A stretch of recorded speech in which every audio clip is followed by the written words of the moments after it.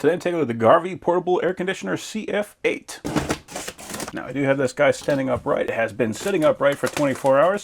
And anytime you're going to be dealing with air conditioning equipment, you want to make sure that it is standing upright for 24 hours before you use it. If you were to take it and lay it on its side, maybe you want to pull it out from the side, then you would have to stand it back upright and wait again for another 24 hours. Now the straps are usually there so you can pull the thing out of the box, but I'm just going to see what I can get away with. We got our vent hose. We got our vent hose adapter. We got the other side of our vent hose adapter. We got our window block. And there is the unit. So one of the things I could definitely say I like about this one right now is that is much lighter than most portable units. Most of them I have to put them on the ground and then I have to cut the box off around it. This one is definitely not bad, which means that if I have to carry this up some stairs or something like that, that is going to be much more useful. We do have a nice thick cable that is GFCI protected, and that does have a reset and a test button right there on the plug. I did put some transportation tape on it, so we don't have to worry about anything banging around in shipment. Nice to know that they did put some care into that. That's nice. We can actually deflect all of our air coming out whichever direction we need it.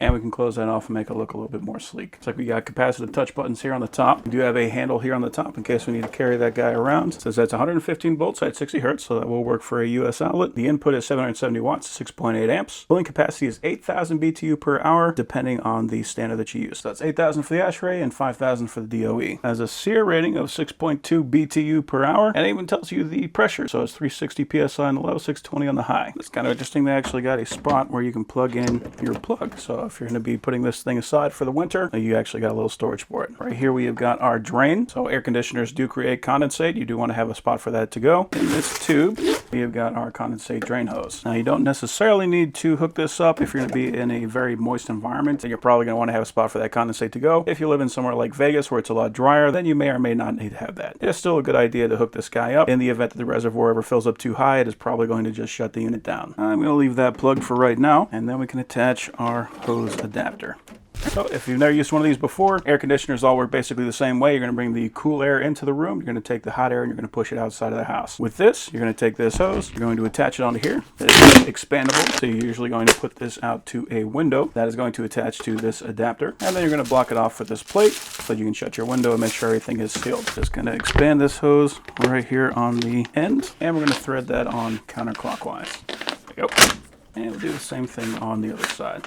And this plate is expandable, and you can see they got that square right there. That will just attach onto that plate, and you can slide that into the edge of the window, slide that out to match the size of the window, and you will be ready to go. So that did come with instructions, and we've also got a remote, and it came with batteries for the remote, and we've also got some screws so that we can permanently attach this in place if we want to. So it does give us some information on how to install it. It also lets us know that we want to have at least 50 centimeters away from the wall on both sides. So that's right about 2 feet. The reason you want that is just to have airflow circulation. So we can put that on a top opening window or a side opening window, and it looks like we actually have a replaceable filter in here. So let's take a look. Oh, that's nice. So we got a little mesh filter in the event that this gets clogged up, which it's going to be pulling air in. That is definitely going to get some lint and material on it. We can just take that guy, wash it off, and then we can throw that back in.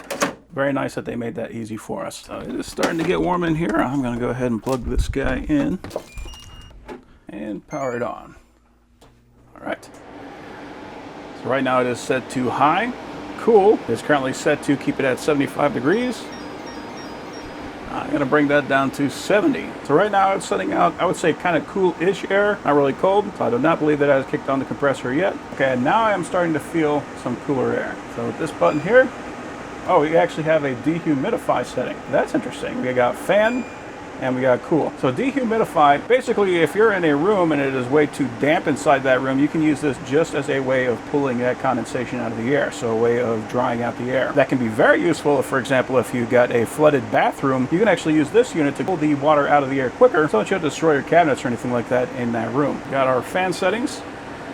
So we got high and low, and we got a timer. So we can set that up to 24 hours, which is great. So if we want to, we can set that guy for 8 hours. We can go to bed, and then whenever we wake up in the morning, we can just leave. We don't have to worry about that. Very nice that we have that option on this unit. So I'm going to let that guy run for a little bit. Right now, it is 78 degrees in here. I do not have my air conditioning on inside. I wanted to make sure that this unit actually works, and we're going to go ahead and let that guy run. So wow, that is blowing some really cool air out of there right now. Took it a couple of minutes, but yeah, definitely it is blowing cool air out of there. Even though my thermostat says that it is 70 76 degrees in here now. Like, just by having this thing on, it is just making the whole room feel that much nicer. So we'll just let this guy keep on running and we will come back to it. Okay, so it just shut off on its own. We are now at 70 degrees. I wasn't exactly paying attention to when I hit the power button, but after I walked away, it was about 8 minutes after that. So somewhere around 8 to 10 minutes, and it managed to cool this room down. So that is much nicer. Now I want to check the remote and just make sure that works. So we've got dehumidify.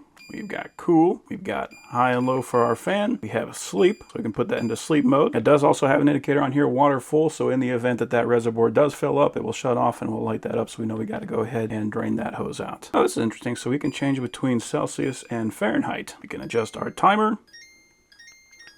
And if we want to, we can adjust the temperature right here. It might need a minute to reset just because you don't want to have that thing power cycling on and off all the time. While it's off, we can go ahead and hit power. And that will shut the whole thing off. Very cool. So I have played with a lot of portable air conditioners in the past. Most of them are much larger and much heavier than this one. As far as I'm concerned, this is a technology improvement just because of how much smaller, how much lighter this unit is. And that is still completely capable of cooling this room down. So overall, this is a very nice little air conditioning unit.